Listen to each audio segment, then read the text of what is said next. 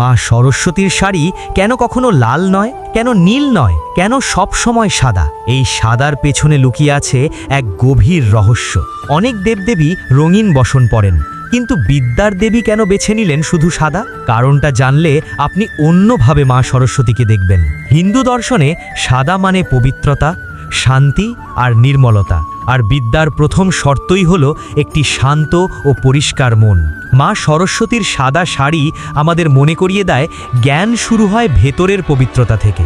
রঙিন পোশাক মানে আনন্দ, উৎসব আর আকর্ষণ, কিন্তু সত্যিকারের জ্ঞান অর্জন করতে হলে প্রয়োজন বৈরাগ্য। তাই মা সরস্বতী সাদা শাড়ি পরে আমাদের শেখান অহংকার আর লোভ ছাড়তে। আপনি কি জানেন, সাদা রঙের মধ্যেই লুকিয়ে আছে সব রং। ঠিক যেমন মা সরস্বতীই হলেন সমস্ত জ্ঞানের উৎস। সব বিদ্যা, সব বুদ্ধি, সব সত্য শেষে এসে মিশে যায় তার মধ্যেই। এই সরস্বতী পূজায় শুধু খাতা নয়, আমাদের মনটাকেও সাদা করে তুলুন। ভিডিওটি ভালো লাগলে লাইক দিন, আর জ্ঞানের এমন গল্প পেতে সাবস্ক্রাইব করুন।